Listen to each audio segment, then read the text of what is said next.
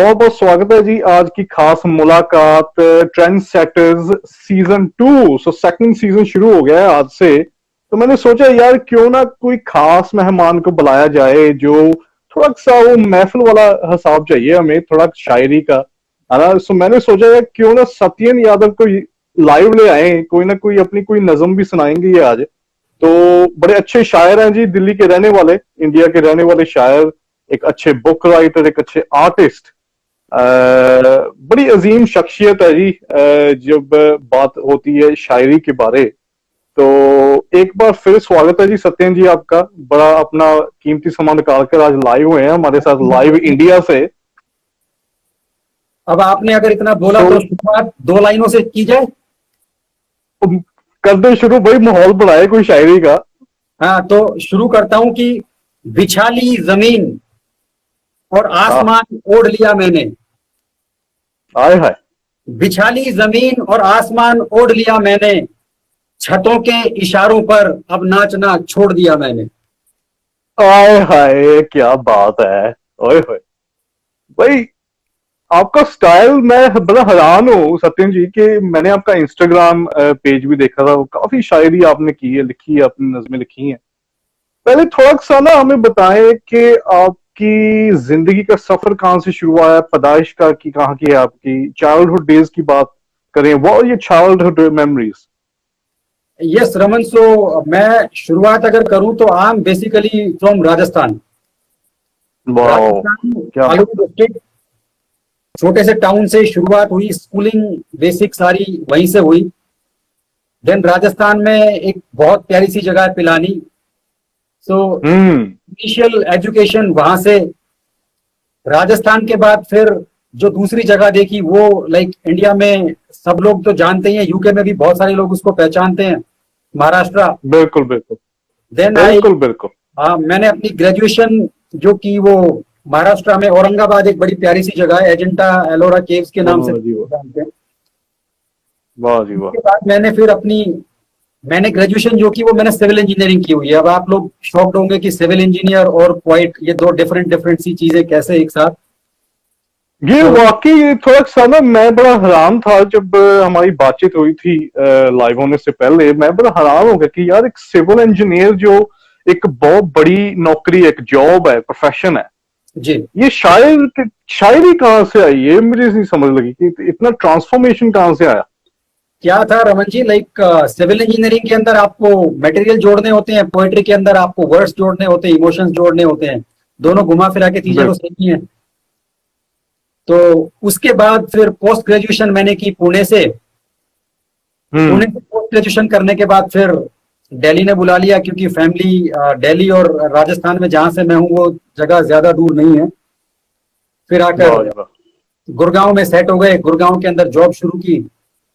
Job शुरू करने के बाद क्या होता है कि इनिशियली जो स्ट्रगलिंग टाइम होता है आपका जॉब में, तब आपको टाइम ज्यादा मिलता नहीं है। ठीक ठीक ठीक। टाइम दिया, जिंदगी ने टाइम दिया, आसपास के लोगों ने इंस्पायर किया, आप जैसे भाइयों ने प्रेज किया, तो जी देखते देखते शायर कभी लिखना शुरू किया, तो सिलसिला अब तक जारी है। वाह जी वाह। पहले आप मुझे ये भी बताएं कि आपकी जो पहली नज्म, पहले आपने शेर लिखा था वो किस वक्त आप उस टाइम राजस्थान में थे या ऑलरेडी आप गुड़गांव में मूव हो गए थे उस वक्त? नहीं Raman, this is very interesting कि मैंने जब भी लिखना शुरू किया तो this was not very initial time of my life. मैंने अपनी पूरी एजुकेशन कंप्लीट करने के बाद था क्या कि दिमाग के अंदर ना कुछ चलते रहता था। पहले मैंने धीरे धीरे स्केच से शुरू किया, और अच्छा पहले आप, अच्छा समझ गया। हाँ हाँ हाँ हाँ। By the grace of God मेरी हैंडराइटिंग ठीक हुआ करती थी, तो I started writing something on paper, then I started making sketches के बाद then I found something very interesting कि मैंने अपनी खुद की कैलीग्राफी शुरू की।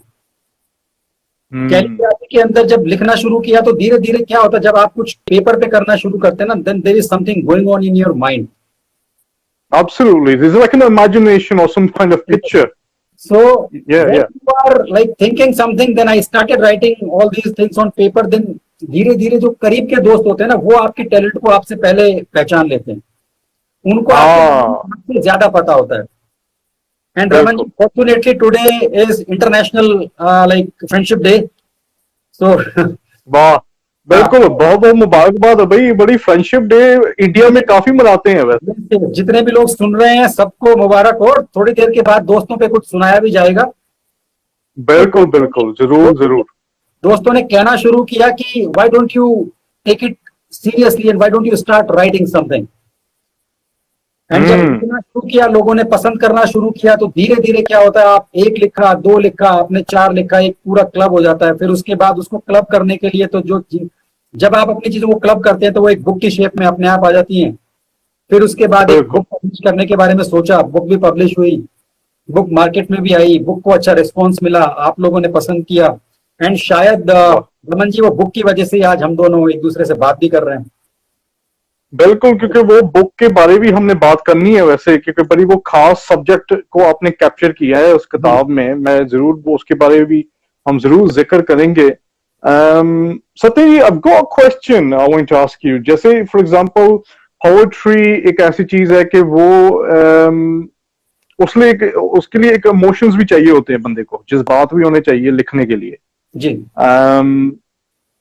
Talking about your family now, I mean जो पोएट्री आप लिखते हैं, किताब लिखते हैं, is there something what you adopted yourself, या कोई आपकी फैमिली में कोई एक आधा बंदा था जो पोएट्री का शौक रखता है या किताब लिखने में, कोई आपकी फैमिली में था पहले कोई?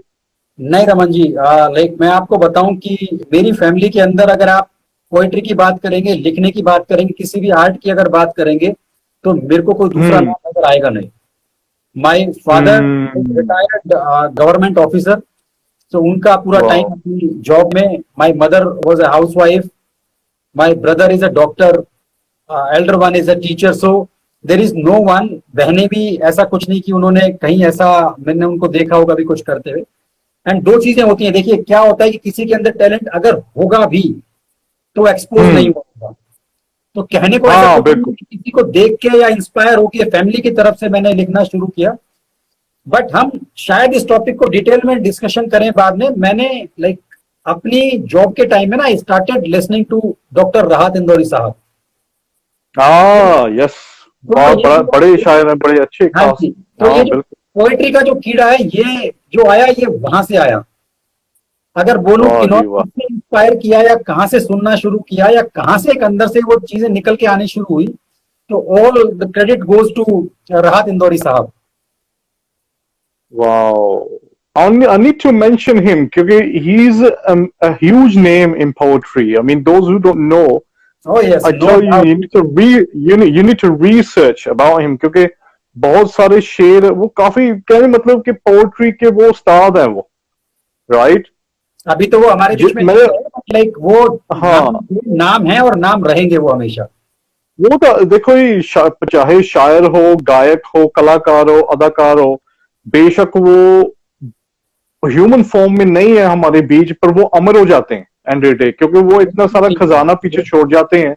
You know, and day we kind of you know keep them in our minds, in our memories. जो भी चाहे वो कोई चाहे रफी साहब हो, अगर म्यूजिक की बात करें, मोहम्मद रफी साहब, किशोर कुमार हो, I mean Lata Mangeshkar ji, you know, ये पीछे इतना सारा खजाना छोड़ गए हैं कि आई थिंक के कई लोगों की रोटी उनके नाम से ही चल रही है.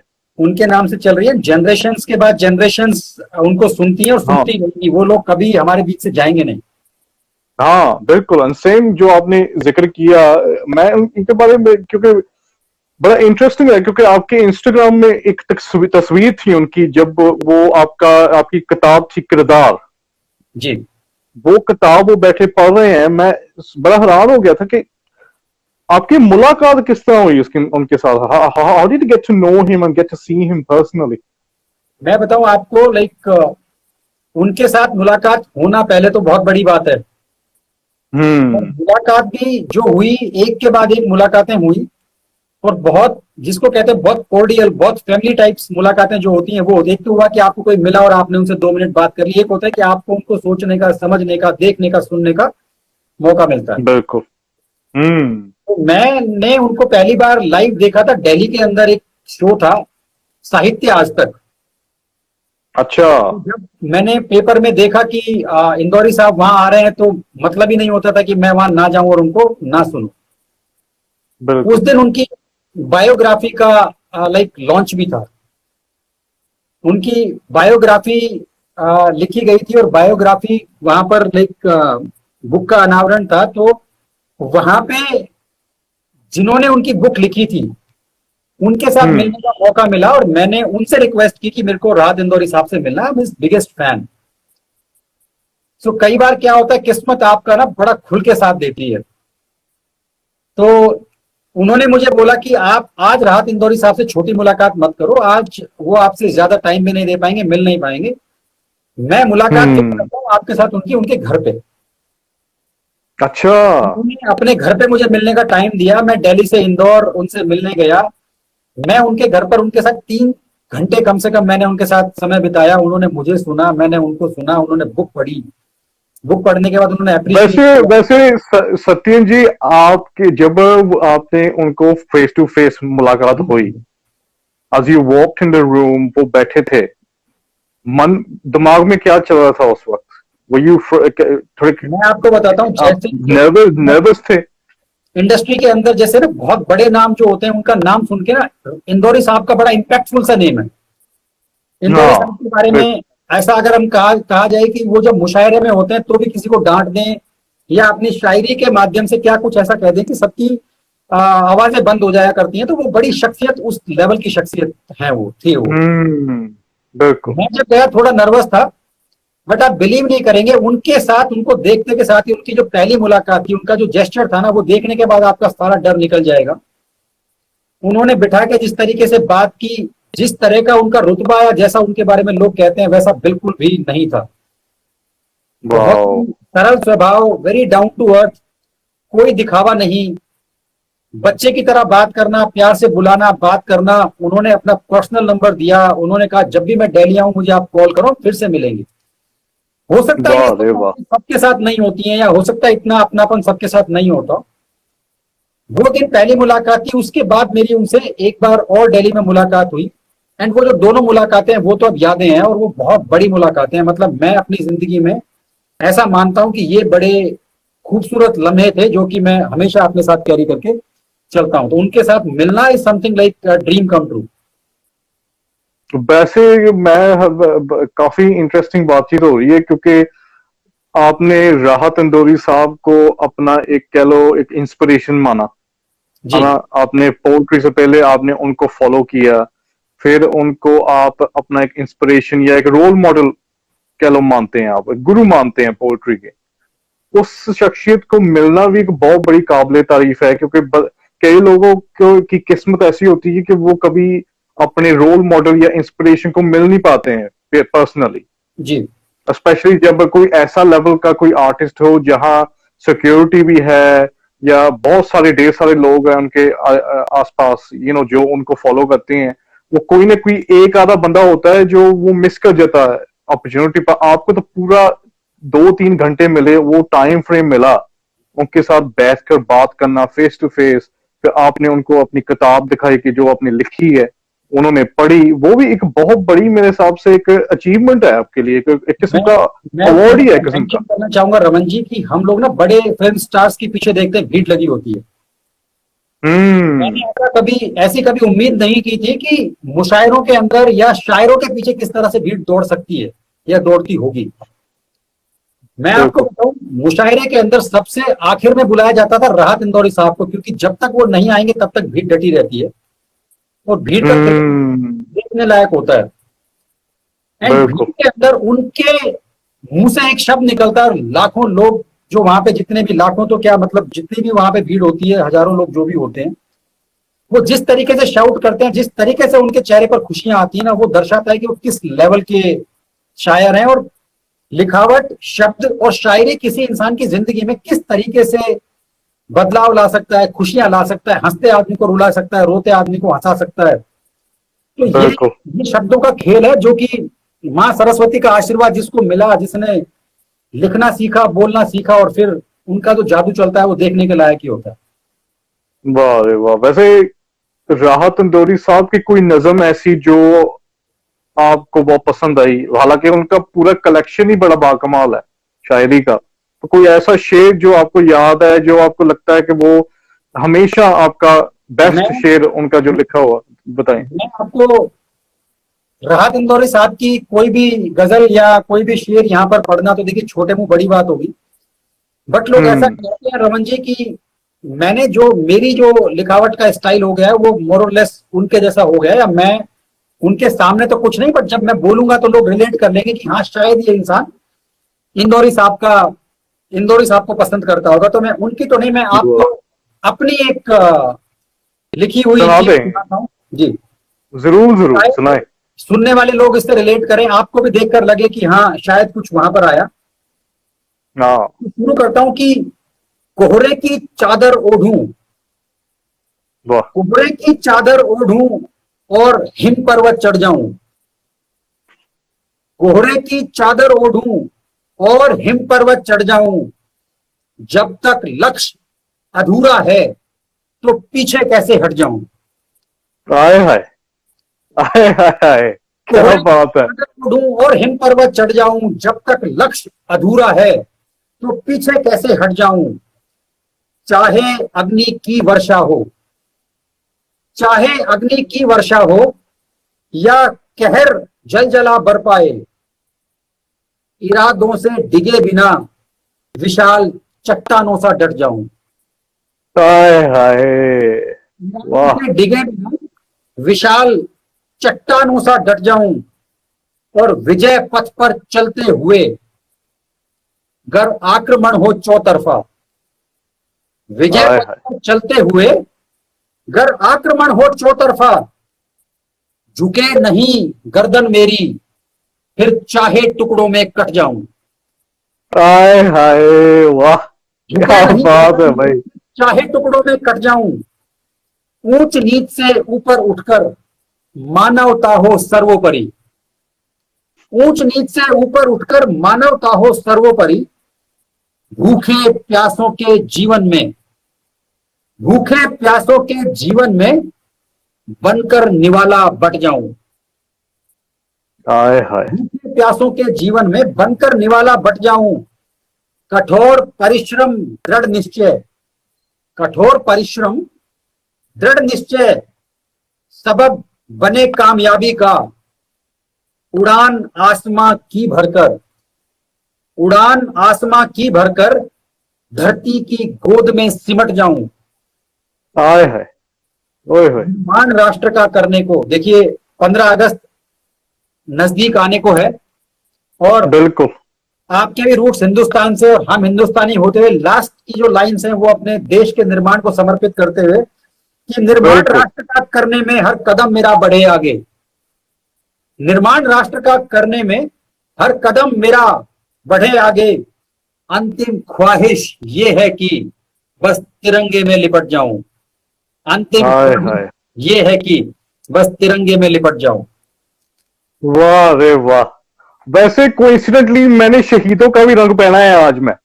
बिल्कुल रिलेट कर सकता हूं, और देखिए इसके अंदर अगर मैं जोड़कर देखूं ना तो हमारा पास्ट, हमारा प्रेजेंट, हमारी शान, सब चीजें मैंने निकाल कर रखी। तो राष्ट्र वाह। सर्वोपरि, और लास्ट लाइन है कि अंतिम ख्वाहिश ये है कि बस तिरंगे में लिपट जाऊं, तो इससे बड़ा सेंटेंस तो शायद कोई हो नहीं सकता। बिल्कुल। बिल्कुल। वैसे सत्यम जी, जैसे आपने जिक्र किया मुशायरों के बारे, इवेंट्स के बारे, आप भी काफी मुशायरों में परफॉर्म करते हैं। ऑडियंस का रिस्पॉन्स क्या होता है जब आप स्टेज पे आप कोई शेर अपना पढ़ते हैं, वो पूरा वातावरण, पूरा माहौल जो होता है, ऑडियंस से क्या रिस्पॉन्स मिलता है आपको? मैं आपको बताऊं रमन जी, भीड़ भले ही हजारों की हो, भीड़ भले ही 100 लोगों की हो, भीड़ भले ही 50 लोगों की हो, आप बिलीव करें हम्म। सबकी अपनी ऑडियंस है। हर आदमी आपसे रिलेट नहीं करेगा, जिसको आपकी बात जिसके दिल में नहीं उतरेगी शायद वो आपसे रिलेट नहीं कर पाएगा, लेकिन अगर हजारों आदमी में से एक भी आदमी के दिल में आपकी बात उतरी, उस आदमी के चेहरे के भाव, उसकी खुशियां, ये सब चीजें आपको बता देंगे कि आपने कितना गहरा उस पर प्रभाव छोड़ा। और हम्म। ओनर होते हैं आदमी, आप आज किस मूड में है, कल किस मूड में है, तो शायर का काम होता है कि आपको किसी भी मूड से निकाल कर लाए और जो आप बोल रहे हो आपको उस मूड में ढाल दे। बिल्कुल बिल्कुल आप बिल्कुल। उदास होकर गए, आपके अंदर एक आशिक जगा देना है, आप बड़े मनचले मूड में आपके अंदर एक राष्ट्र प्रेम जगा देना है, आपका मूड कुछ हो रहा है, आपको उदास कर देना है, ये शायर की खासियत होती है। तो शायर हाँ जैसे चाहे वो आपके मूड को ट्विस्ट कर सकता है। अभी हम देखेंगे शायद थोड़ी देर के अंदर हम अलग अलग मूड्स के अंदर आते जाएंगे और लोगों को अपना अपना मूड सुनाते जाएंगे। बिल्कुल, क्योंकि देखो एंड ऑफ द डे जैसे शायरी की बात चल रही है, जिक्र करना चाहता हूँ कि किताब के बारे में, जी राइट, किरदार जो मैं ख्याल 2019 में आपने वो पब्लिश जी की जी थी, जी रिलीज हुई थी, जी। काफी जितने भी हमें देख रहे हैं कि वो आप आपको जो किताब, भी बोल रहे हैं शायद। बिल्कुल यही किताब है। मैं बताना चाहता हूँ जो हमें देख रहे हैं इस वक्त, पूरे वर्ल्ड से ही देख रहे हैं अभी, ये बुक काफी स्टोर्स में अवेलेबल है, खास करके अमेजन पे भी अवेलेबल है, आप खरीद सकते हैं। ये बड़ी अच्छी किताब है ये। मैंने उसका थोड़ा सा एक्सट्रैक्ट पढ़ा था तो मुझे तो बड़ी पसंद आई किताब। सो किरदार किताब जो लिखी है एक बड़ी खास किताब है, जिसमें आपने प्यार के बारे, सैडनेस के बारे, डिप्रेशन के बारे, पेट्रियोटिज्म के बारे आपने लिखा है। थोड़ा सा बताएं सत्यम जी, आपके लाइफ के जो चैलेंजेस है, क्योंकि किताब भी लिखना एक ऐसा काम है कि आप जब तक आप अपनी जिंदगी में कोई चीज एक्सपीरियंस नहीं करते, वो तब तक आप कागज पे वो कलम के साथ लिख नहीं सकते। आप क्या वो किताब आपके साथ लिंक करती है आपकी जिंदगी का जो लाइफ का सोफा का एक्सपीरियंस है, ये जिस जनरली आपके जो आउटर लोग हैं उनके ऊपर बेस्ड है, ये थोड़ा सा बताएं। रमन जी मैं आपको बताऊं, देखिए किताब चाहे मेरी हो चाहे किताब कोई और हो, किताबों से बढ़ के कोई धन नहीं है। और दूसरी हम्म। बात अगर मैं आपको कहना चाहूं, आपकी जो सोच होती है, आपकी इमेजिनेशन से ज्यादा रफ्तार किसी चीज की नहीं होती। आप बिल्कुल। अपनी इमेजिनेशन में, अभी आप यूके में बैठे हैं और आप हिंदुस्तानी से बात करें, मतलब you are in India, I yes. Um I am somewhere in UK. And जितने लोग दूर दूर से हमको सुन रहे हैं, कहीं ना कहीं वो रिलेट करेंगे कि क्योंकि ये उनकी सोचने की क्षमता है, ये उनकी उड़ान है कि वो कहां तक जा सकती है। बिल्कुल बिल्कुल। मैं दिलचस्प सी बात बताना चाहूंगा कि एक होता है आदमी ने अपनी जिंदगी के अंदर बहुत उतार चढ़ाव देखे, अपने एक्सपीरियंस के बेस पर कुछ लिखा। लेकिन मैं आपको बताऊं, मैं अपनी अपनी जिंदगी के उस पड़ाव पे नहीं हूं कि जहां मैं अपने एक्सपीरियंस को शेयर करूं या जहां मैंने बहुत कुछ देख लिया हो। मैंने ये बुक जब लिखी तो आई वॉज, हम्म। हम्म। मैं आपको बताऊं कि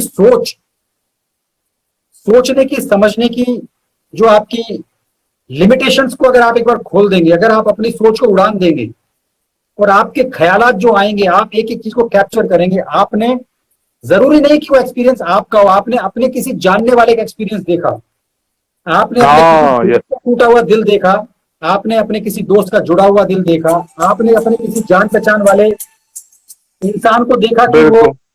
आपने किसी को देखा कि वो दुखी है या वो खुश है। हम्म। आप उनसे इंस्पिरेशन लेके या उनको देखकर भी आप बहुत कुछ लिख सकते हैं। तो किरदार के बारे में आपको बताऊं, किरदार का नाम ही ये सोचकर लिखा गया है कि everybody in your life is playing some role. Yes आपकी जिंदगी में एब्सोल्युटली। बहुत सारे किरदार होंगे जो खास हैं, मेरी जिंदगी में बहुत सारे किरदार होंगे जो खास है, और हम हमेशा कोशिश करते हैं कि हम किसी की जिंदगी का बहुत अहम किरदार बन जाएं। हर हाँ आदमी अहम बिल्कुल। किरदार प्ले करना चाहता है, कुछ लोग कर पाते हैं, कुछ लोग नहीं कर पाते हैं। तो मैंने हम्म। अपने आसपास के जीवन से, अपने चुनिंदा लोगों को देखकर एक एक चीज को चुना, देखा, सोचा, समझा और उसको बुक की शेप में लाकर रखा। जब तक ये बुक मैंने नहीं लिखी थी तब तक मुझे भी नहीं पता था मैंने क्या लिखा है। हाँ वाह। उसके बारे में लोगों के कमेंट्स आते हैं, आपके सुनने वाले आपको आकर कॉम्प्लीमेंट्स देते हैं। जब लोग आपको कहते हैं कि हम एकदम से किताब से जुड़ गए, आपने जो लिखा हो तो बिल्कुल हम पर लिखा हुआ है, फिर आपको और इंस्पिरेशन मिलती है। फिर आपको बिल्कुल बिल्कुल एक सही बात। दूसरी किताब लिखने का मन करता है। दूसरी किताब का कंटेंट मोर और लेस रेडी है, waiting for the right time. अब की बार हो वाह। सकता है कि दूसरी किताब आए तो ज्यादा लोगों तक पहुंचे, क्योंकि पहली बार ज्यादा लोग हमें जानते नहीं है, हमारा भी कोई इतना इंट्रोडक्शन लोगों से होता नहीं है। But by the grace of hmm. God बहुत अच्छा रिस्पॉन्स था बुक के बारे में, लोगों ने बहुत पसंद किया। ये प्यार देखकर मजा आ जाता है और बस ऐसा दिल करता है कि लिखते रहिए, लिखते रहिए। वैसे इंटरनेशनली का आपको कैसा रिस्पॉन्स मिला, क्योंकि ऑनलाइन भी ये किताब अमेजोन और ऑल काफी वाटरस्टोन्स पे भी मेरे ख्याल ये किताब मिलती है मैं आपको बताऊं इन रमन बाहर। जी, हाँ, प्लीज प्लीज आप बताएं। इंडिया, हाँ इंडिया के बाहर से लोगों का क्या कोई रिस्पॉन्स मिला आपको? आजकल क्या हो गया रमन जी, आजकल ना हिंदुस्तान, यूके, यूएस, आजकल डिस्टेंस सिर्फ फिजिकली जाने के लिए रह गई है। एक्सेस करने के लिए हाँ आजकल कोई प्रॉब्लम नहीं है।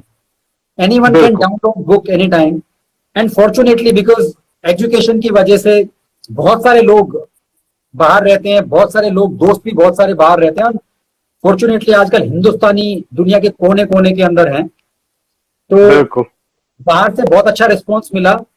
बाहर से लोगों के कॉल्स जब आपके पास आते हैं कि आई एम फ्रॉम यूएस और आई एम फ्रॉम यूके और आई एम फ्रॉम दुबई और सिंगापुर की, हमने आपकी बुक डाउनलोड की, हमने पढ़ा, हमें बहुत अच्छा लगा, तो उससे बड़ी खुशी, वो खुशी शायद बोल के नहीं बताई जा सकती है, वो महसूस ही की जा सकती है। वो एक किस्म की एक पर्सनल चीज है। जैसे अब जैसे आपने ये किताब लिखी, आपसे आपको रिस्पांस मिला बाहर से, एक आप खुद में है कि यार कुछ कोई बंदा पढ़ रहा है, ऐसे नहीं कि सिर्फ इंडिया में देख रहे हैं, बाहर के लोग भी देख रहे हैं कि, और वो खुद में एक एक इंस्पिरेशन कह लो या एक एनर्जी मिलती है कि मैं आगे से मैं कंटिन्यू रखूं। अगर किसी ने कोई चीज पढ़ी है मेरी, या कोई शेर पढ़ा है या कुछ भी, वो खुद में ही एक एनर्जी मिल जाती है कि मैं आगे कंटिन्यू करूंगा। आपने हाँ, तो सत्यन जी मैं जिक्र करना चाहता हूँ, जैसे फर्ज करें, जैसे अगर बात करें, जैसे ये पास्ट 2 साल जो गए हैं, जी खास करके जो कोविड का पेंडेमिक गया, उस टाइम के दौरान काफी लोग, जैसे हमारी जो साउथ एशियन कम्युनिटी है, खास करके जो वेस्टर्न की दुनिया में है, जी काफी लोग डिप्रेशन के शिकार हो चुके हैं।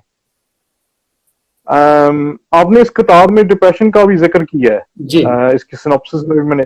आपके हिसाब से आज की जो जनरेशन है, अगर देखा जाए कि क्योंकि सोशल मीडिया प्लेटफॉर्म्स भी काफी हर एक एज ग्रुप सोशल मीडिया पे बैठा है, चाहे वह बच्चा हो, यूथ हो या एल्डरली पर्सन हो, सभी आजकल हर एक बंदे के फोन में Instagram part of everyone's life, right? आपके हिसाब से आपको लगता है कि सोशल मीडिया भी बहुत बड़ा इफेक्ट देता है बंदे को डिप्रेशन के शिकार होने के? Raman ji, to be very honest मैं आपको बताऊं, सोशल मीडिया पर आप किस कंटेंट को फॉलो करते हैं उस पर हम्म। बहुत कुछ डिपेंड करता है। हाँ। अच्छी बुक्स आप पढ़ेंगे, हमेशा आपको डिप्रेशन से बाहर लाएंगी। हम्म। जैसा मैं मानता हूं और जैसा मैंने अपनी जिंदगी में पहले भी लोगों से सुना कि शायरी आपको एक बेहतर इंसान बनाने की तरफ लेकर जाती है। अच्छा सुनना, अच्छा पढ़ना, अच्छा लिखना, ये कभी आपको डिप्रेशन में नहीं लाएगा। लेकिन अगर बिल्कुल आप ऐसी चीजों को फॉलो करेंगे जिसकी तरफ से यूथ गलत डायरेक्शन में चला गया, यूथ ने गलत चीजें देखना या पढ़ना शुरू किया, तो डिप्रेशन इज लाइक वेरी, इतनी जल्दी आपकी जिंदगी के अंदर एंटर करता है, आपको पता भी नहीं चलता। तो मैं तो बिल्कुल आपको यही बिल्कुल सलाह देना चाहूंगा कि अच्छा कंटेंट फॉलो करें, अच्छे लोगों को सुने। शायरी इतनी पॉपुलर नहीं है जितना म्यूजिक पॉपुलर है, क्योंकि म्यूजिक बहुत जल्दी लोगों के जहन में आ जाता है। आजकल बड़े सितारे सारे बहुत जल्दी आप तक पहुंच जाते हैं। अच्छा म्यूजिक सुने। म्यूजिक भी जब तक कोई उसे लिखेगा नहीं तब तक वो गाना भी कैसे बनेगा।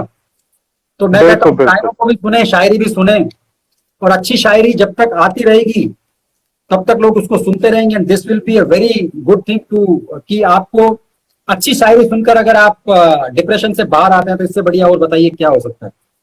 और अगर आप हाँ, मजाक, ये भी बिल्कुल अगर बिल्कुल आप सही मजाक बात है, करें क्योंकि कि हमारी हाँ, ऑडियंस बोर ना हो, उनके लिए कुछ अच्छा सा पेश किया जाए।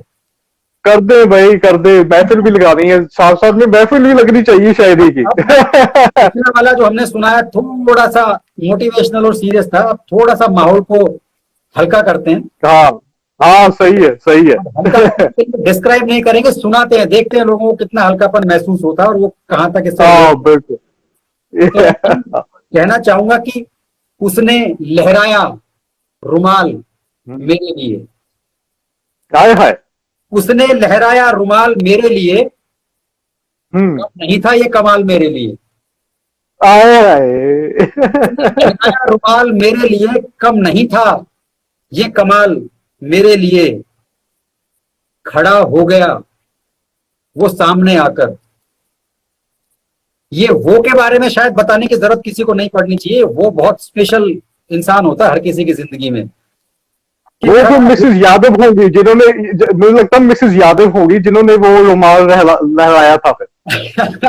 जरूर आप लेकिन अपने अपने लोगों के बारे में सोचने देते हैं कि उसने लहराया रुमाल मेरे लिए, कम नहीं था ये कमाल मेरे लिए, खड़ा हो गया वो सामने आकर, फैलाया गया जब भी जाल मेरे लिए।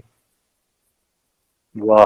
खड़ा हो गया वो सामने आकर, फैलाया गया जब भी जाल मेरे लिए, खत्म करता रहा वो मुद्दे सारे। खत्म करता रहा हाय हाय। वो मुद्दे सारे जो बन सकते थे बवाल मेरे लिए। वाह। खत्म करता रहा वो मुद्दे सारे जो बन सकते थे बवाल मेरे लिए। और ध्यान से सुनिएगा, देखिए बड़ा मजा आएगा सुनकर कि कुछ नहीं से कैसे बन गया सब कुछ। एक इंसान जो 4 दिन पहले आपकी जिंदगी में कहीं एग्जिस्ट नहीं करता, वो 4 दिन बाद आपके लिए क्या बन जाता है कि कुछ नहीं से कैसे बन गया सब कुछ।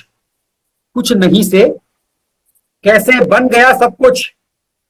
अचरज अचरज बन गया ये सवाल मेरे लिए। वाह। कुछ नहीं से कैसे बन गया सब कुछ, अचरज बन गया ये सवाल मेरे लिए। अंधेरों से मैं वाकिफ, अंधेरों से मैं नहीं वाकिफ क्योंकि, अंधेरों से मैं वाकिफ नहीं क्योंकि वो जलता रहा बनकर मशाल मेरे लिए। हाय हाय हाय। उसने लहराया रुमाल मेरे लिए, कम नहीं था ये कमाल मेरे लिए। वाह रे वाह, क्या बात है भाई। मैं कह सकता हूँ कि जो आपकी शायरी है ना, बिल्कुल जैसे ना टिकाने में, जैसे सही, जैसे जो तीर होता है ना कमान पे, जी सही उस जगह पे पहुंचता है। बड़ी बाकमाल आपने शायरी लिखी है ये। मेरे ख्याल जो ये काफी दिल भी बेच रहे हैं आपको भाई, आपको इंस्टाग्राम से काफी दिल भी बेच रहे हैं। मुझे पता नहीं कौन बेच रहा है ये, अब ये पर कोई ना कोई है। अब ये दिल शायर अगर सहेज कर ना रखें तो भी दिक्कत है, तो आने दीजिए, हम बिल्कुल संभाल कर रखते रहेंगे। क्या बात है, क्या बात है जी। वैसे अगर बात करें जी, अगला सवाल मैं ये पूछता हूँ कि आपको लगता है कि जो राइटर्स हैं उनको किताब लिखने के लिए इमोशंस भी चाहिए? ये एक सवाल है, क्योंकि कुछ लोग होते हैं जो उनको वो इतने ज्यादा जज्बाती नहीं होते हैं, पर राइटर को जज्बाती होने की जरूरत है किताब लिखने के लिए। मैं आपको बताऊं, एक बेहतर इंसान होने के लिए इमोशंस का होना बहुत जरूरी है। हम्म। किसी भी चीज को आपको पेपर से निकाल, आपको अपने दिमाग से, दिल से निकाल कर पेपर पर लाना है, तो इमोशंस के बिना क्या चलता है आप मेरे को बताइए रमन जी। इमोशंस, देखो इमोशंस ना हो तो बंदा, हाँ, अगर बंदे के पास इमोशंस ना हो तो वो रिएक्ट कैसे करेगा? इमोशंस का होना बहुत जरूरी है। इमोशंस में कम्युनिकेशन का एक मीडियम है। इमोशंस को आप कैसे यूज करते हैं वो आप पर डिपेंड करता है। आप इमोशंस के जरिए किसी को वीक बनाते हैं, इमोशंस के जरिए आप किसी को स्ट्रॉन्ग बनाते हैं, इमोशंस के जरिए आप किसी को डुबाते हैं, इमोशंस के जरिए आप किसी को अपना बनाते हैं। तो इमोशंस तो जब तक सांस है तब तक आपके अंदर इमोशंस होते हैं और होने भी चाहिए। बिना इमोशंस वाला आदमी शायद थोड़ी ज्यादा तकलीफ में जीता है।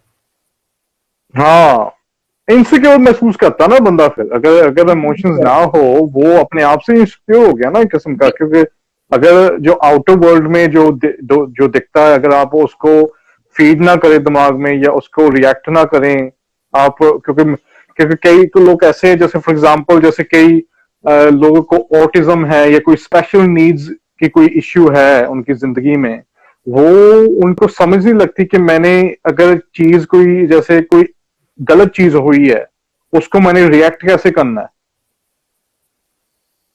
देखिए रमन जी, क्या होता है कि शायरी के माध्यम से भी शायद आपको ये बताऊंगा मैं, लेकिन मैं ये कहना चाहता हूं कि कुछ लोगों को कोई याद नहीं करता, कुछ लोगों को मरने के बाद भी लोग याद करते हैं।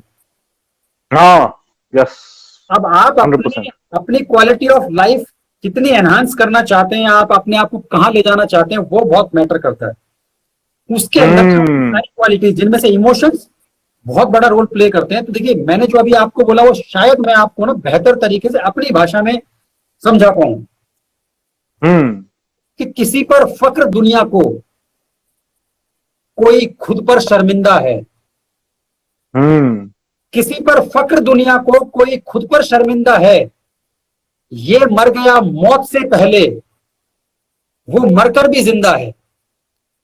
वाह। हाय किसी हाय। पर फक्र दुनिया को, कोई खुद पर शर्मिंदा है। ये मर गया मौत से पहले, वो मरकर भी जिंदा है। तो अब आप कौन सी कैटेगरी में फॉल करना चाहते हैं, ये आप पर डिपेंड करता है। और ये दोनों हम्म। कैटेगरी अपने सामने होती हैं कि ये मर गया मौत से पहले, वो मरकर भी जिंदा है। भले हो गर्दनें ऊंची, भले हो गर्दनें ऊंची, मगर बड़ा है फर्क दोनों में। वाह। एक जो नेगेटिव इंसान होता है वो भी गर्दन ऊंची करके चलेगा अपनी अकड़ में, जो सीधा साधा अच्छा बिल इंसान होता है वो भी गर्दन ऊंची करके चलेगा, किसी का डर नहीं होता उसको। हाँ। भले हो गर्दनें ऊंची, मगर बड़ा है फर्क दोनों में। इसको फूलों की माला, इसको फूलों की माला, उसका फांसी का फंदा है। हाय हाय हाय हाय हाय। और देखिए, बड़ा वाह। दिलचस्प होता है देखना ईमान का सौदा। बाजार के अंदर ईमान कोई बेचेगा नहीं और कोई बेचने के लिए जाएगा। दोनों तरह के आपको लोग मिलेंगे। एक का ईमान आप खरीद नहीं सकते, दूसरे का ईमान इतना सस्ता है कि लोग आराम से खरीद लेते हैं। कि बड़ा दिलचस्प हाँ। होता है देखना ईमान का सौदा। कमाई है किसी की ये, कमाई है किसी की ये, बेचना किसी का धंधा है। हाय हाय जिसने हाय। अपनी जिंदगी में सिर्फ ईमान कमाया और किसी ने ईमान बेचकर ही जिंदगी चलाई, तो कमाई है किसी की ये, बेचना किसी का धंधा है। चमकने वाला भीतर से, चमकने वाला बाहर से, चमकने वाला बाहर से, भीतर से कितना गंदा है। हर चमकने वाली चीज सोना नहीं होती रमन जी। बिल्कुल बिल्कुल सही बात चमकने है। वाला बाहर से, भीतर से कितना गंदा है कीमत पानी की ज्यादा, खून का मोल मंदा है। हाय जमाने हाय हाय ने ऐसी हाय। चीजें कर दी कि पानी आजकल कीमत मांगता है और खून का कोई मोल नहीं है। तो है कीमत पानी की ज्यादा, खून का मोल मंदा है। जहन में घर कर गया है, जहन में घर कर गया है, मगर जाकर कहें किससे। जहन में घर कर गया है, मगर जाकर कहें किससे। क्यों आजाद है जालिम, कैद में क्यों परिंदा है। किसी पर फक्र दुनिया को, कोई खुद पर शर्मिंदा है। ये मर गया मौत से पहले, वो मरकर भी जिंदा है। मरकब भी जिंदा है। वाह जी वाह। क्या बात है, क्या नज्म लिखी है आपने वे। ये तो पूरा आपने एक जिंदगी का चैप्टर ही बता दिया यहाँ। क्योंकि अगर आम जिंदगी का जो मिडिल क्लास बंदा है, अगर कोई ऐसा मुद्दा होता है कि वो उसको अफेक्ट कर रहा है, आम बंदा पुलिस स्टेशन जाएगा, पुलिस वाले कहते हैं भाई सरकार के पास जाओ, सरकार के पास चल गए तो सरकार के आगे कौन बैठा है, कोई भी नहीं बैठा। तो वही वो जिंदगी, वो लाइफ का सर्कल वही चल रहा है।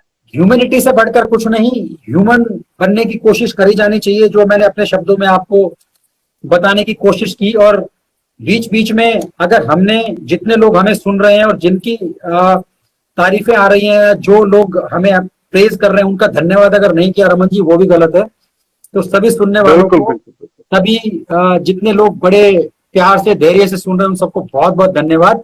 सिलसिला जारी रहेगा, अच्छी अच्छी चीजें आपके सामने आती रहेंगी। बिल्कुल एब्सोल्युटली। क्योंकि मैं बड़ा शुक्रगुजार हूँ अंश यादव जी का, क्योंकि वो भी उनका भी बड़ा अहम रोल है हम हमारी जो लाइव इस ये वक्त, हाँ हमारे दोनों की लाइव जो चल रही है। क्योंकि जब उन्होंने मुझे बताया था कि यार ऐसे हैं शख्सियत, एक अच्छे राइटर हैं, तो मैंने फिर बोला उनको यार उनसे ही शुरू करते हैं, क्योंकि पहला एपिसोड कह लो, ये पहला शो है सीजन 2 का।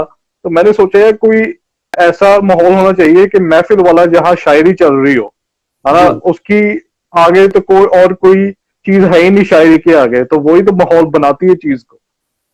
तो मैं उनका भी बड़ा शुक्रगुजार करना चाहता हूँ, क्योंकि बड़ा आज बड़ी अच्छी बातें हो रही हैं, और खास करके शायरी भी बड़ी बाकमाल की हो रही है। वैसे सचिन जी, जैसे शायद मैं अपनी बातों को हाँ। एक्सप्रेस शायद उतना अच्छा ना कर पाए, लेकिन जब वो अपने अपनी लैंग्वेज में बोलेगा, जब वो अपनी शायरी में बोलेगा हाँ तब ज्यादा अच्छा कम्युनिकेट शायरी हाँ, करता है।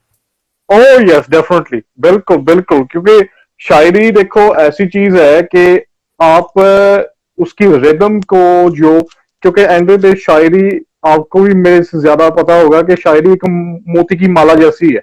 बिल्कुल ठीक बोला आपने। अच्छे अच्छे अच्छे अल्फाज होंगे, वो मोती की तरह वो लगेंगे लगेंगे, वो एंड ऑफ द डे वो पूरा शेर एक माला की तरह, वो श्रृंगार उसका वही है, जो अच्छी वर्डिंग यूज करते हैं। तो सत्यम जी, मैं जिक्र करना चाहता हूँ, जैसे फर्ज करें हम म्यूजिक का भी थोड़ा सा हमने बात की थी, कलाकार के बारे, सिंगर्स के बारे, ये वो ना, अक्सर क्या होता है कि एज एन ऑडियंस, अगर हम किसी आर्टिस्ट को देखते हैं, कलाकार को देखते हैं, हम स्टेज पे उनको देखते हैं परफॉर्म करते, हमारी पहली नजर आर्टिस्ट की तरफ होती है, फिर सेकंड में होती है कि वो गाने का म्यूजिक किसने दिया, जी थर्ड पोजीशन में राइटर आता है। ये क्यों होता है? क्योंकि मुझे ये कभी ये सर्कल समझ नहीं लगा, क्योंकि एंड ऑफ द डे अगर राइटर गीत ना लिखता तो शायद म्यूजिक प्रोड्यूसर म्यूजिक ना बनाता उसके लिए। तो हाउ, मुझे ये नहीं कभी समझ लगी कि राइटर हमेशा थर्ड पोजीशन में क्यों आता है पूरे प्रोजेक्ट में, लास्ट में, देखिए, रीजन क्या हो सकता है इसका? आजकल ना डिजिटल मीडिया का जमाना है। हम्म। हर आदमी को, हमें भी, अगर आपको मौका दिया जाए किसी चीज को इजी एक्सेस करने का, तो आप ज्यादा मेहनत करना पसंद नहीं करेंगे। एंड मैं हाँ आपको बताऊं, फाइनल प्रोडक्ट जो होता है ना, फाइनल प्रोडक्ट पे सबका ध्यान जाता है, सबका एम जो होता है वो फाइनल प्रोडक्ट होता है। हाँ। फाइनल प्रोडक्ट में कुछ लोग थोड़ा सा टेक्निकल साइड में जाएंगे। अगर हम कोई अपना इक्विपमेंट भी खरीदते हैं या कोई अपना गैजेट भी खरीदते हैं, तो बहुत कम लोग होते हैं जो उसके अंदर जाकर घुस के उसकी सेटिंग्स देखेंगे या चीज को ढूंढने की कोशिश करेंगे। तो हम्म। वाइड ऑडियंस होती है, वो फाइनल प्रोडक्ट देखेगी। गाना गाया, एक आर्टिस्ट ने उसमें डांस किया, उसमें बड़ा डेकोरम भी होता है, फैशन भी उसके अंदर आता है, दिखने में भी अच्छा होता है, लोग रिलेट भी करते हैं, लोग उसको अपने आप से जोड़ के भी देखते हैं। लेकिन बिल्कुल। उसके अंदर से एक लॉबी ऐसी भी होती है जो उन शब्दों पे ध्यान देती है। फिर वो ढूंढना शुरू करते हैं कि यार इतने अच्छे शब्द लिखने वाला कौन है, हाँ। ऐसी गहराई तक सोच किसी की गई कैसे। तो हमारा हमारे पैरामीटर्स में लोगों की तादाद कम जरूर हो सकती है, लेकिन जो तादाद है ना, वो क्वालिटी वाली तादाद होती है, जो गहराई तक पहुंचकर हम लोगों को ढूंढती है, सोचती है, समझती है। और मैं बिल्कुल। आपको बताऊं, उतना ही जरूरी है। जिस इंसान को जिसकी समझ नहीं होती, अगर वो आप तक आने की कोशिश करेगा तो वो आपकी चीजों को गलत तरीके से भी पेश कर देगा। लेकिन जिसे समझ है, जो आप तक हाँ पहुंचेगा, वही कहते हैं ना कि हीरे की पहचान जौहरी को होती है। तो जौहरी कहीं ना कहीं से ढूंढ के आ ही जाएगा, और सही कंटेंट सही लोगों तक पहुंच जाता है। हर किसी का हर कंटेंट नहीं हो सकता। तो हाँ। हर मार्केट में हर चीज हर आदमी नहीं खरीद सकता। तो खरीदार कैसा होगा, वो आप पर डिपेंड करता है कि आपकी चीज कैसी है और उसको खरीदने वाले लोग कौन है। और वो अपने आप आएंगे और आपको तारीफें देंगे, आपकी चीजें वहां तक निकल कर आएंगी। बिल्कुल सही बात है, क्योंकि एंड ऑफ डे जैसे आपने जिक्र किया है कि एंड ऑफ डे जो आपकी ऑडियंस होगी, जो आपके लिसनर्स होंगे, जरूर वो एंड जरूर। ऑफ डे वही होंगे, जो वो वही होंगे जो गहराई तक, वो डीपनेस तक देखते हैं, वो सुनते हैं। तभी वो फिर अच्छे जो ऑडियंस होती है, जो सुनने वाले हैं, जो बैठकर सुनने वाले हैं, वो बिल्कुल। आपकी सपोर्ट करेंगे। तो सत्यम जी, अगर मैं जिक्र करूं, जैसे फर्ज करें, जैसे आप किताब लिखते हैं, आपने किरदार किताब लिखी है, और आगे से भी बहुत सारी किताबें आपने लिखनी है, आप किसी तरह की कोई रिसर्च वगैरह करते हैं बिफोर आप कोई किताब लिखते हैं, कोई रिसर्च वगैरह? मैं आपको बताऊं, देखिए, रिसर्च शायद शायरी के अंदर नहीं करी जा सकती है। हम्म। शायरी आपके जो डे टू डे बेसिस पर जो इवेंट्स होते हैं, हाँ आजकल आजकल वर्ल्ड में पॉलिटिकल ड्रामा बहुत है। आजकल हेट बिल्कुल देखते हैं बहुत है, कंट्रीज के अंदर, कम्युनिटीज के अंदर। बिल्कुल। तो जो आपका नेचुरल रिएक्शन होता है किसी इवेंट को देखने के बाद, आपने कोई इवेंट देखा, हम्म। suppose आपने रशिया और यूक्रेन का वॉर देखा, और इमीडिएटली आपके ब्रेन के अंदर एक रिएक्शन आती है। हाँ हाँ हाँ, बिल्कुल पर्सनल बिल्कुल। राइट्स के ऊपर आपने कोई इवेंट देखा, किसी ने किसी के साथ मारपीट की, किसी ने झगड़ा किया, आपके दिमाग के अंदर एक रिएक्शन आती है। कुछ लोग उस रिएक्शन को रिएक्ट करते हैं लोगों से बात करके, अपनी भड़ास निकाल के। लोगों के अपने अपने तरीके हैं, जरिए हैं। लोग सोशल मीडिया पर आजकल फेसबुक पर कमेंट करके भी अपनी भड़ास निकालते हैं। हाँ एक बिल्कुल। एक शायर है, एक जो लेखक है, वो अपने शब्दों के माध्यम से उसको लिखेगा, लोगों तक बिल्कुल। पहुंचाएगा। तो मैं आपको बताऊं, देखिए, रिसर्च करके आप कुछ लिखें, रिसर्च करके नॉवल लिखा जा सकता है, रिसर्च करके फिल्म के गाने लिखे जा सकते हैं कि फिल्म के गाने की क्या डिमांड है, अभी हीरो को रोमांटिक होना है या हीरो को क्या होना है। बट जो सही हम्म। सही जो शायरी है ना, वो इंस्टेंट आती है, वो क्लिक करती है। हाँ मैं वही कह रहा हूं, रखी हुई चाय का पीने का वो मजा नहीं है जो इंस्टेंट बनाई गई चाय का जो मजा है। हाँ बिल्कुल। तो जो यस। नेचुरल रिएक्शन निकल कर आएगी, जो नेचुरल शायरी होगी ना, वो आपके दिमाग को हिट करेगी, आप तुरंत उसे लिखेंगे, लोगों तक पहुंचेगी, लोग उसको, एप्रिसिएशन भी एक अलग बात होती है, लोग उससे रिलेट करेंगे। जैसे हाँ कनेक्ट बनेगा, कनेक्ट, अगर आपकी लिखी हुई चीज का किसी दूसरे आदमी से कनेक्ट बना, समझो आपने सब कुछ ठीक लिख दिया। बिल्कुल। भले ही वो कोई भी इवेंट हो, भले ही उसके अंदर लव हो, हेट हो, रोमांस हो, मोटिवेशन हो, कुछ भी हो। अब ये आप पर डिपेंड करता है कि आप किस तरह से लोगों को खुश करना चाहते हैं, आप लोगों को मोटिवेट करना चाहते हैं, आप लोगों को हंसाना चाहते हैं, आप लोगों को इंस्पायर करना चाहते हैं, या आप लोगों को गुदगुदाना चाहते हैं। तो हर तरह की चीजें मार्केट में है, हर तरह की ऑडियंस है, हर तरह के चाहने वाले हैं। हम्म। दुनिया के अंदर सब चीजें बिकती हैं। जो दिखता है वही बिकता है, वही है ना बात। कभी कभी मैं आपको बताऊं, कुछ इतनी क्वालिटी वाली चीजें होती हैं कि वो मार्केट को दिखाई नहीं देती, उनको दिखने में हम्म। टाइम लगता है, लेकिन जब वो दिखना शुरू होती है फिर लोगों की निगाह वहां से हटती नहीं है। तो अच्छी यस। चीज को सामने आने में थोड़ा टाइम जरूर लगेगा, लेकिन जब वो सामने आएगी तो लोग उसको अप्रिशिएट करेंगे। तो शायरों के बिल्कुल। साथ, शायरी के साथ थोड़ा सा ये है कि उनको उनका struggle hmm. In terms of fame, struggle in terms of wide audience थोड़ा ज्यादा हो सकता है, लेकिन एक बार अगर उन्होंने अपनी ऑडियंस पकड़ी, उनकी नब्ज पकड़ी, फिर उनके दिल, हम्म। वो फिर उनका मिलना जुलना चलता रहता है। वैसे सत्येंद्र जी, घर में शायरी कैसे चलती है? मिसिस मिसिस यादव को कोई शेरो शायरी सुनाते हैं आप, या ऐसे ही आप मुशायरों में ही करते हैं? आपको क्या लगता है? मुझे तो लगता है मिसिस यादव तो सब घर के काम करके वो बैठ जाती हैं आपको जिद करने, मुझे शेर सुनाओ, मुझे शेर सुनाओ मैं आज। आपको बताता हूँ, देखिए क्या होता है, कई बार क्या होता है, आप किसी चीज को प्रोफेशनली करते हैं, और कई हाँ। डिफॉल्ट आप वैसे होते हैं, कई चीजें आपके जहन में होती हैं। हाँ। जो चीज आपके जहन में होती है ना, वो रिफ्लेक्ट हर चीज के अंदर होती है। आप बातें करेंगे तो भी रिफ्लेक्ट होगी, आप किसी दूसरे इंसान के टच में आएंगे तो भी वो रिफ्लेक्ट होगा, आप बच्चों से बात करेंगे तब भी रिफ्लेक्ट होगा, आप कम्युनिकेट करेंगे तब भी रिफ्लेक्ट होगा। तो रिफ्लेक्शन के अंदर चीजें नजर आ जाती है, और शायर कहीं ना कहीं अपनी छाप छोड़ ही देगा, वो चाहे दूसरे वाला सुने चाहे वो ना सुने। बिल्कुल सही बात है। क्या बात है। वैसे बड़े शुक्रगुजार हैं सत्येंद्र जी, आपने इतना कीमती समय निकाला है, क्योंकि आपके तरफ अब इस वक्त शाम है। मेरे ख्याल आपके अब इस वक्त 8 बजे होंगे शाम के अभी। जी, तो 8:30 होने बड़े वाले हैं। शुक्रगुजार, बड़े शुक्रगुजार हैं जी सत्येंद्र जी, आपने समा आप निकाला, आपने कीमती समय निकाला है। मेरे ख्याल सवाल तो बहुत हो गए हैं अब, और भी कुछ सवाल हैं, अगर सवाल सुनने हैं या जवाब देने हैं।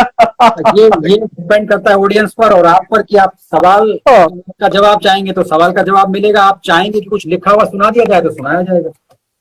मैं कहता हूं कि देखो जी, कि आपकी नज्म सुनने के लिए ना बहुत सारे इस वक्त दिल भेज रहे हैं। मेरे ख्याल कोई ऐसा कोई शेर निकालें जो सीधा दिल में पहुंचे जाकर, कोई ऐसी चीज जो चलिए हिल जाए सब देखने वाले। कोशिश करते हैं कि हाँ। मैं ये कहना चाहता हूं कि मैं क्या लिखना चाहता हूं। मैं ये हाँ। क्या लिखवाना चाहते हैं वो अलग बात है, पर मैं क्या लिखना चाहता हूं कोशिश करते हैं कि वो सामने आए। हम्म। कि सोच रहा हूं कि लिख दूं, सोच रहा हूं कि लिख दूं तुमको कोरे कागज पर, हाय हाय। सोच रहा हूं कि लिख दूं तुमको कोरे कागज पर, साथ तेरी नौका के जैसे मैं उड़ता बगुला सागर पर। वाह रे वाह। सोच रहा हूं कि लिख दूं तुझको कोरे कागज पर, साथ तेरी नौका के जैसे मैं उड़ता बगुला सागर पर। ढलता सूरज खुला आसमां और शीतल सी लहरें, ढलता सूरज, खुला आसमां और शीतल सी लहरें, जाकर नजरें मेरी तुम्हारी एक दूसरे पर ठहरें। हाय हाय हाय। ढलता सूरज, खुला आसमां और शीतल सी लहरें, जाकर नजरें मेरी तुम्हारी एक दूसरे पर ठहरें। इश्क में डूबी नजरों से जीवन के नजारे सब देखें।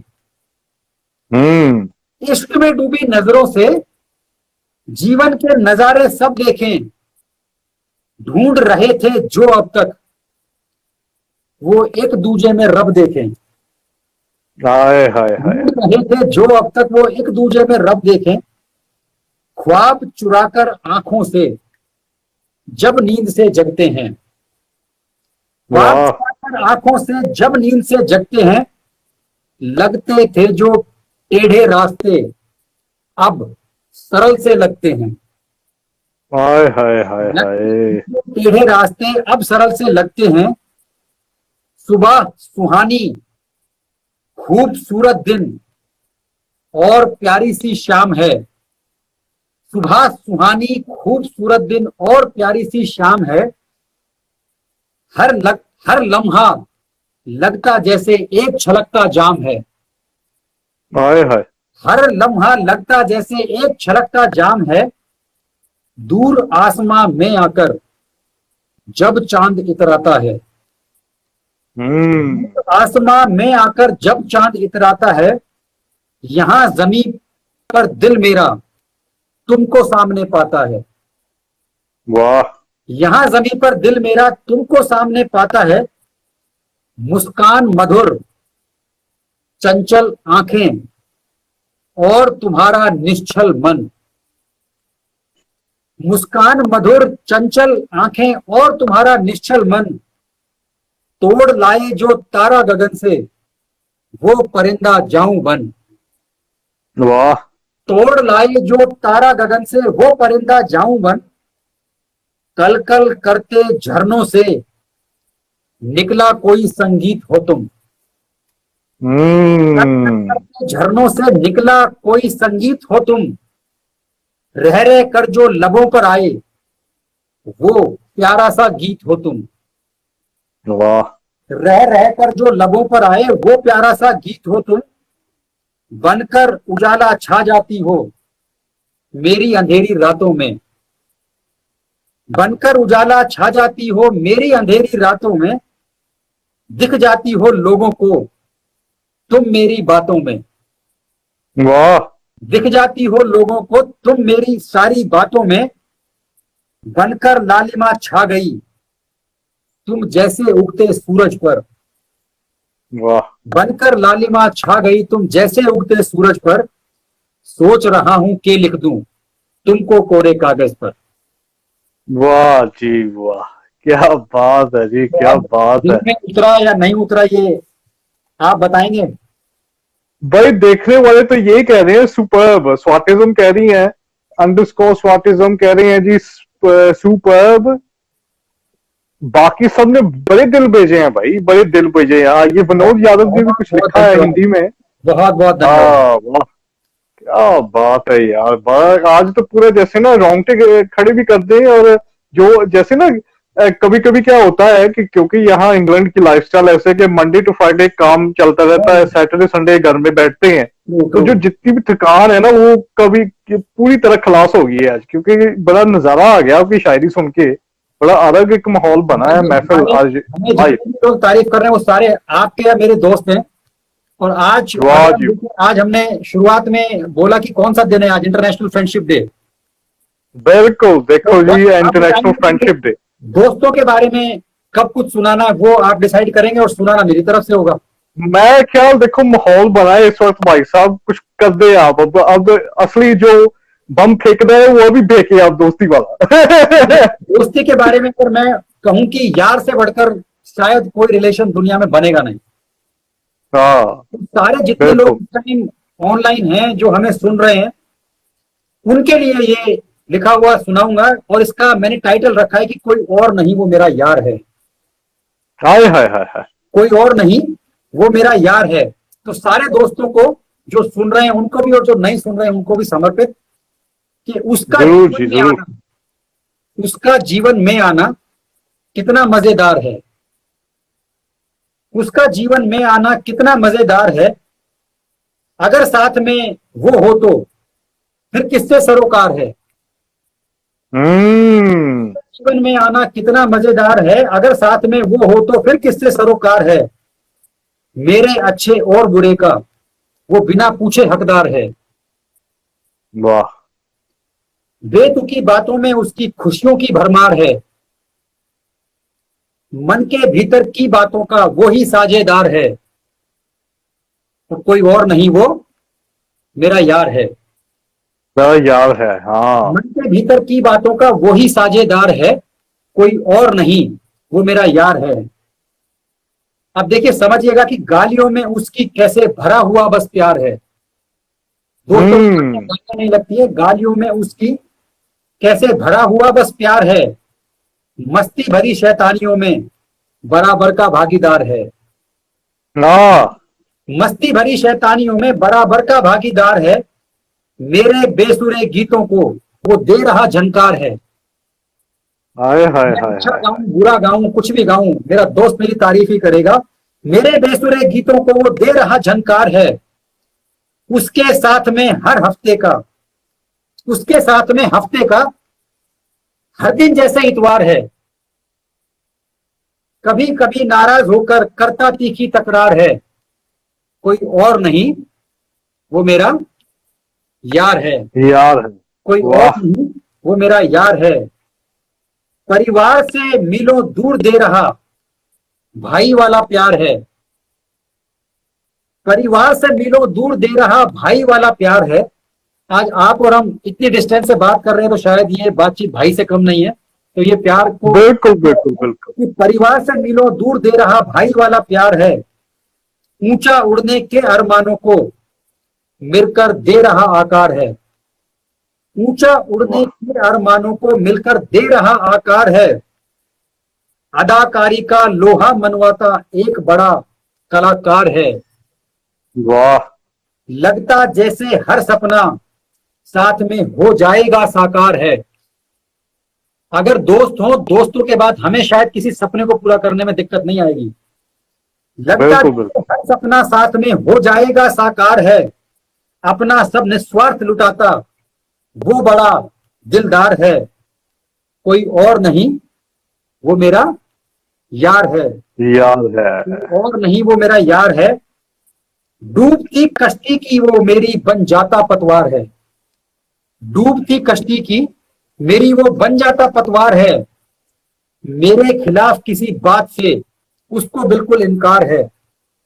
आपके खिलाफ कोई बात हो, आपका दोस्त शायद कभी सुनेगा नहीं कि मेरे खिलाफ किसी बात से उसको बिल्कुल इनकार है। मेरे किसी भी मर्ज में वो दवा सा असरदार है। बिना पूछे हर वक्त उठकर चलने को तैयार है। मुश्किलों से लड़ रही, बड़े ध्यान से सुनिएगा रमन जी, की मुश्किलों से लड़ रही मेरी सेना का सरदार है। मुश्किलों से लड़ रही मेरी सेना का सरदार है। कोई और नहीं, वो मेरा यार है। मेरा यार है। जलती गर्मी में जैसे ठंडे पानी की बौछार है। जलती गर्मी में जैसे ठंडे पानी की बौछार है। सबका लगा रहा आना जाना, सबका लगा रहा आना जाना, लेकिन वो बरकरार है। तकलीफों और मेरे बीच में, तकलीफों और मेरे बीच में वो एक ऊंची दीवार है। मतलबी दुनिया से दूर वो एक अलग संसार है। मतलब दुनिया से दूर वो एक अलग संसार है।